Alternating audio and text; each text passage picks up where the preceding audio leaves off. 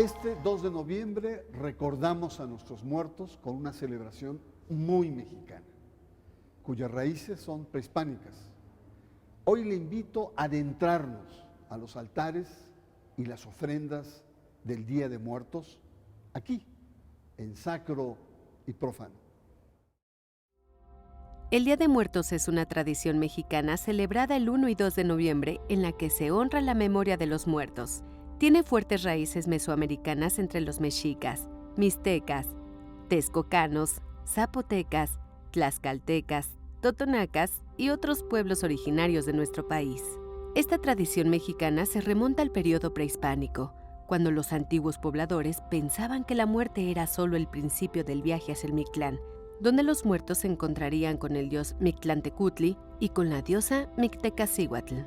El Día de Muertos, en la visión indígena, implica el retorno transitorio de las ánimas de los difuntos, quienes regresan a casa, al mundo de los vivos, para convivir con los familiares y para nutrirse de la esencia del alimento que se les brinda en los altares y ofrendas en su honor. La tradición se originó como un sincretismo entre las celebraciones católicas, así como las diversas costumbres de los indígenas de México. Cada año muchas familias colocan ofrendas y altares decorados con flores de cempasúchil, papel picado, calaveritas de azúcar, pan de muerto, platillos que le gustaban a los familiares difuntos, a quien va dedicada la ofrenda, y al igual que en tiempos prehispánicos, se utiliza el incienso para limpiar el lugar de los malos espíritus, y así el alma puede entrar a su casa sin ningún peligro. Bienvenidos a Sacro y Profano. Hoy es una noche muy especial. Festejamos a nuestros muertos. Los recordamos, los reconocemos, los acogemos. Es una noche muy especial porque comprobamos que ellos forman parte de nosotros, de nuestra historia, y nosotros también somos parte de ellos. Nuestros seres queridos son agasajados con una fiesta muy nuestra y surge una gran interrogante sobre muchos elementos como el sincretismo religioso y cultural. Es una mezcla de culturas mesoamericanas con el catolicismo barroco. Hoy queremos conocer más sobre los altares, sus ofrendas, que están presentes en esta noche en miles de hogares mexicanos. Agradezco la hospitalidad del Centro Cultural San Ángel y la presencia de don Humberto Espínola, un artista muy reconocido en nuestro país. Quisiera preguntarle qué es o cómo entender los altares del Día de Muertos. Bueno, los altares y las ofrendas, como bien lo mencionó, son una parte muy esencial del Día de Muertos mexicano. Yo creo que la ofrenda es esta cosa que se lleva a las tumbas, los indígenas y ofrecen la comida y se sientan encima de la tumba y ahí es que ofrecen la comida. Luego también me he dado cuenta que las gentes que no pueden ir al panteón por alguna causa, lo monta en su casa, pero en vez de ponerlo en el suelo, como sería encima de una tumba, pues lo tiene que poner en una mesa. Entonces se crea un altar, un altarcito, ¿no? Donde poner la ofrenda. Entonces, yo creo que esa es un poquito la diferencia entre uno y otro. Básicamente, ¿no? Pero sí, es como usted lo menciona, es una tradición muy mexicana el celebrar a los muertos y claro que lo podemos considerar como parte de una tradición indígena que se puede remontar a la época prehispánica, aunque los elementos pues ya han sido pasados a lo largo de 5 siglos de una conquista y no debemos de olvidar que los altares de muertos y las ofrendas se hacen bajo el signo de la cruz. O sea, el mundo prehispánico celebraba de otra manera, ¿no? Y tenían otras formas de ver los muertos, bueno, tenían una gran cantidad de sacrificios humanos y todo esto que ya no tenemos ahora. Pero sí, esta tradición subsiste y es muy fuerte y cada vez más. Y además, déjame decirle, es una tradición que no es estática, que evoluciona también con el tiempo. Por ejemplo, el tema de los panteones. Yo creí que era desde tiempos inmemoriales y después descubro que no, porque los panteones durante la Reforma fueron expropiados por el gobierno, y es hasta Lázaro Cárdenas, en Michoacán, donde se empiezan a abrir los panteones, al grado que ahora pues toda esa espectacularidad de la visita precisamente de esta noche. Dígame, hay un elemento de sincretismo, esta fusión entre las religiones mesoamericanas y el catolicismo. ¿Dónde usted ubica o dónde rastrea los primeros o las primeras indicios de altares como más o menos los conocemos hoy?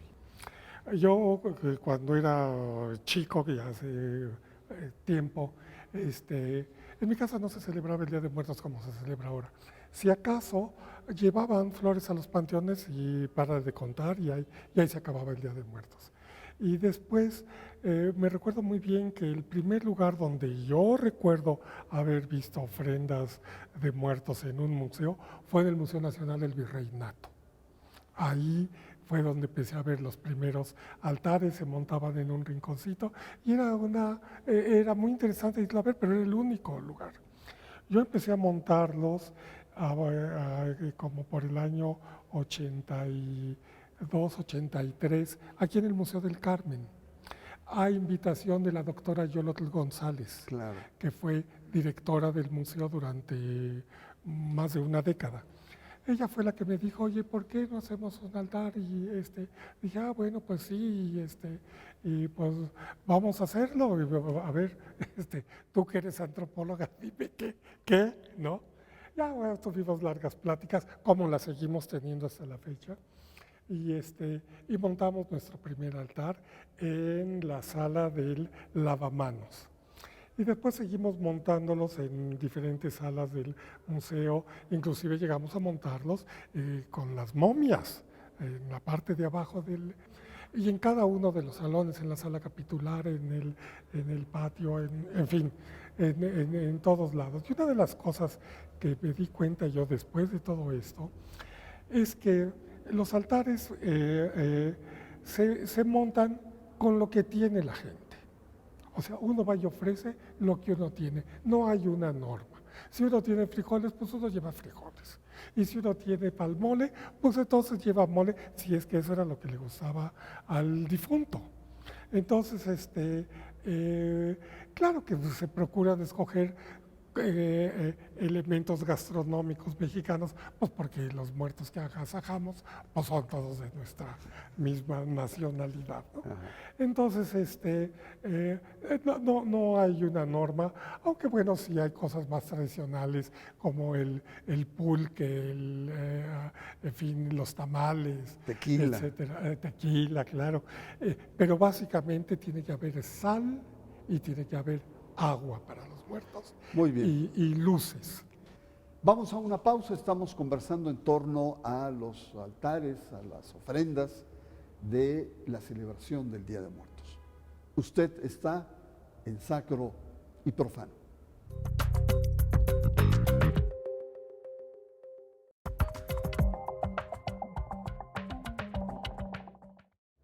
Altares, ofrendas en este Día de Muertos, ¿de dónde viene? ¿Cuáles son sus características? Hemos visto que hay una gran impronta sincrética, es decir, una mezcla entre lo prehispánico, mesoamericano y lo católico, que no debe haber sido fácil para los primeros misioneros tener que ceder, es una concesión mutua que se dieron. Hasta donde yo tengo entendido, los indígenas conquistados, vencidos, cambiaron el tiempo y lo pusieron justamente, lo ajustaron a los tiempos católicos. Pero hay una dimensión que va más allá de las formalidades y hay una dimensión también cósmica que influye. ¿Cuál sería esta dimensión? Pues yo lo noto porque esta manera de expresar el ciclo cósmico en los altares de muertos se expresa la cosecha, las calabazas que ya se han recogido, los elotes, las tortillas, los tamales, en fin, todo lo que es la comida significa una cosecha. Pero tenemos en nuestra misma conformación católica otro altar, que es el altar de Dolores, que lo lleva a cabo otra parte de la sociedad mexicana, que podríamos decir que es más criolla, más mestiza o más mestiza criolla. Por ejemplo, las señoras de San Ángel, ¿no?, que montan los altares de Dolores. Y en los altares de Dolores, como yo lo aprendí de Mimi Amor hace muchos ayeres, que ella los montaba al estilo de Chucho Reyes, era que se tenían que ofrecer a la Virgen de los Dolores la chía crecida, el trigo crecido en un closet, en un ropero, para que el color del trigo tuviera este verde fosforescente, que tuviera las naranjas con los papeles voladores de oro, y objetos muy ricos, los tibores mexicanos, bueno, Chucho Reyes ponía porcelanas, todos los candelabros de plata, todos los objetos de Talavera. Y todo esto se ponía con el objeto de distraer a la Virgen de sus dolores, que es una forma de pensamiento muy naif, que podemos pensar que es casi hasta indígena, porque pues yo no le veo esto mucho una razón muy europea, ¿no? Uh-huh. Pero los dos hacen este ciclo, sí, la naturaleza que crece y la cosecha. Y volviendo al tema de los ciclos y la naturaleza, es un momento de cambio, es el otoño que está cediendo paso al invierno, uh-huh, y es un momento muy especial por la irrupción de los colores, ¿no?, que me parece una característica pues muy peculiar de todas nuestras altares y ofrendas, el colorido, la fuerza con la que se expresa los colores. ¿Cómo percibe usted esto? Bueno, sí, naturalmente, es muy poderoso. En primer lugar, el color del cempasúchil es tremendo, es sumamente fuerte. Los colores del papel, de los papeles picados que cuelgan encima, que esto es una historia que no ha sido contada, pero yo veo en los papeles picados también una adaptación indígena al mundo del papel que tuvieron los prehispánicos. Los prehispánicos, al igual que en China, inventaron el papel. Nada más que aquí se llamó amate. Y decir papel amate es un pleonasmo en dos lenguas, el castellano y el náhuatl. Entonces, el amate era un material sagrado para el mundo prehispánico. Entonces había que eliminarlo. Y se eliminó, excepto unas ciertas comunidades que quedaron, sobre todo en la Sierra de Puebla, por allá, pero los indígenas en las ciudades se tuvieron que adaptar a lo que había. ¿Y qué había? Había el papel de China. ¿Y por qué el papel de China? El papel de China yo creo que debe su nombre un poco a que es como una denominación de origen, a que venía de China. Y es porque hasta la fecha, en todas las tiendas elegantes, cuando compra uno algo, le envuelven primero en papel de China y luego ya lo ponen en su caja o en su bolsa o lo que sea. En aquella época también, los mantones de Manila y todo venían envueltos en papel de China que se hacía en la China, y esos cuando se comerciaban en México, bueno, pues la gente se compraba su mantón. ¿Y a dónde iba a dar el papel de China? Pues igual que ahora, y a la basura. ¿Quién lo recogía? Pues los sirvientes. Estoy seguro que lo planchaban, lo estiraban, y ahí tenían el material sustituto al antiguo papel amate. Amate. Y entonces lo empezaron a recortar con nuevas técnicas, ya no hacían las cosas del mundo prehispánico, pero yo creo que el papel picado picado en unos lados, recortado en otros, es una parte esencial de las celebraciones. ¿Usted vio la película de Coco? Esta película de Walt Disney, que precisamente recoge lo que es, no solamente recoge el tema de los colores o el tema de las ofrendas, sino el elemento esencial que es la visita de los muertos, ¿no? Y cómo nosotros a través de la ofrenda o altar,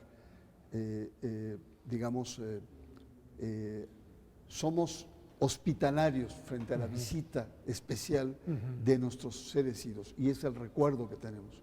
Y en el momento en que ese recuerdo se pierda, generacionalmente se mueren también los muertos. Es como decía la Biblia, deja que los muertos entierren a sus muertos, en la medida que desaparece todo recuerdo. ¿Y qué le pareció a usted esa, digamos, evidentemente es comercial, etcétera, pero para mucha gente, digamos, se sintió reconocida en esta alegoría indígena católica? Sí, yo creo que tenía sus puntos buenos, muy Hollywood, ¿no? Ajá. Pero creo que era un retrato, digamos, que más o menos fiel de todo este mundo. Ahora, con lo que yo no estoy muy de acuerdo es con que ahora se llame muy tradicional al desfile de muertos que se hace todos los años. Dicen, nuestro tradicional desfile de muertos. Pero si eso lo inventó James Bond, eso no existía. Entonces, ¿dónde está lo tradicional? Pero creo que es parte también, o debe ser parte, de una asimilación, claro, de lo que nos gusta. Y muestra el dinamismo de la cultura, ¿no? Sí. En una película de espías, de acción, ¿no? Se ve una invitación muy atrayente de lo que somos. Tocó parte nuestra, ¿no? Esos calaveras inmensas, ¿no? Sí. Y se toman. Y la verdad y además ha tenido mucho éxito. Y en alrededor de 3, 4 años las calles se esperan, creo que 2 millones en los desfiles, se esperaron, ¿no? Con las Catrinas pasa una cosa similar, ¿no? Vamos a hacer una pausa. Y vamos a regresar, estamos conversando en torno a aspectos culturales, y estamos con un artista muy reconocido, como es usted, maestro Spíndola. Altares y ofrendas en este Día de Muerto, aquí en Sacro y Profano. Regresamos en un momento.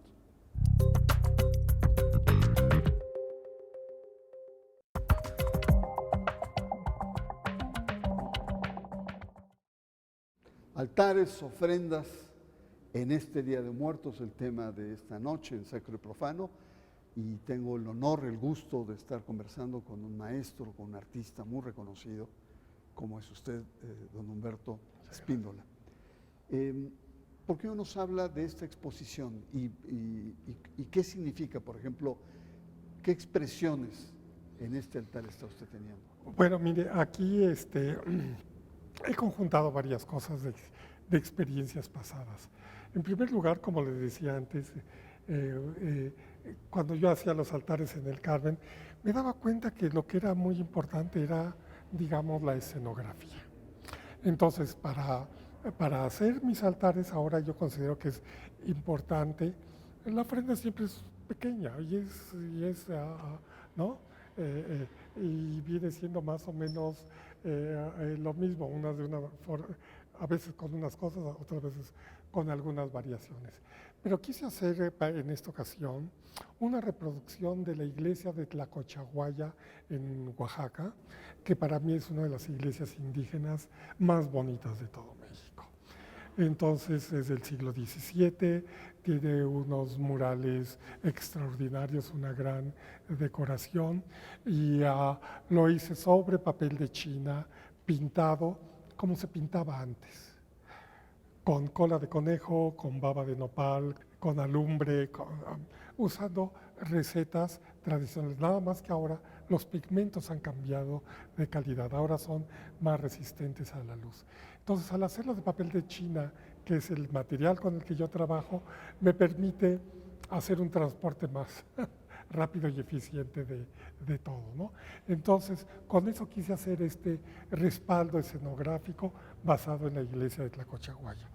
Después, también quise hacer, basado en experiencias anteriores, que aunque el Día de Muertos, pues es una noche, la Noche de Muertos, por lo general los museos requieren que las cosas estén en exhibición un mes, a veces un poco más, a veces un poco menos, pero siempre, pero es lógico para que puedan venir los visitantes, ¿no? Entonces, he hecho una reproducción de todos los elementos gastronómicos del altar, también en papel, para que no haya, porque ya he tenido la experiencia de hacer un mole y a los 3 días están de un enlamado que es una cosa horrible. Entonces hay que tirar, hay que cambiar y ponerlo, y eso pues no está bien.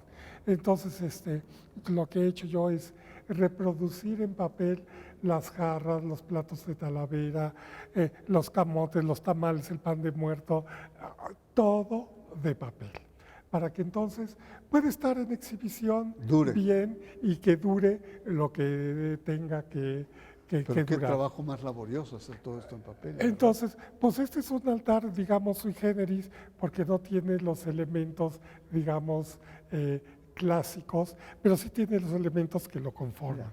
Ahora, yo en el tema de los altares de muertos no me gusta inventar y hacer cosas estrambóticas y colgar no sé de dónde, tales cosas. Yo creo que la tradición, en este caso con los altares de muertos, es lo que se tiene que seguir, y se tiene que seguir de la mejor calidad posible. Entonces, busco que las reproducciones, o por ejemplo ya tengo unas calaveras de azúcar que no están aquí, sino que se exhiben en otra vitrina, sea todo de lo mejor, visualmente de la mejor calidad. Entonces uso modelos viejos. Claro. Tengo, por ejemplo, le voy a contar brevemente la historia de las calaveras de azúcar que están expuestas allá y de las cuales estas son copias. Este es de un maestro de Toluca que se llamó Wenceslao Rivas. Lo coleccionó el Museo Británico y le hacía compras estacionales para ver su evolución. El Museo Británico lo remodelaron y se tuvo que pasar a otra sede mientras la remodelación que duró 20 años. Entonces tenían ahí una cámara donde extraían toda la humedad de Londres y las tenían a una temperatura y tal. Cuando se regresaron a Bloomsbury, al museo remodelado, a alguien se le olvidó, pasaron las calaveras que tenían coleccionando por años en una gran cámara. Se le olvidó enchufarla. Oh. Cuando la abrieron, todas estaban deshechas, todas. No sobrevivió ninguna. Estas que tengo aquí, que están en exhibición, se las compré yo al maestro Rivas hace como 20 años. Afortunadamente la azúcar se conserva. Yo supongo que el Museo del Azúcar en Toluca y allá deben de tener también algunas muestras de Wenceslao Rivas, pero todo lo que tenía el Museo Británico desapareció. O sea que estas se han vuelto también unas cosas... Ni hablar, así pasa. Pero así pasa con las cosas efímeras. Muy bien, pues don Humberto, yo le agradezco mucho el espacio que nos ha dado aquí a Sacro y Profano. Ha sido muy interesante ver desde la dimensión de un artista, digamos, agudo y consagrado como es usted, sobre todo en el manejo del papel de China. Y bueno, pues como toda tradición, es una tradición que cambia, que va evolucionando, que es dinámica y que camina conforme a nuestra cultura. Debemos valorar la tradición, indudablemente, y aquilatarla. A mí no me queda más que decir que esta noche los muertos vivos están. Muchas gracias y nos vemos la próxima semana aquí en Sacro y Profano.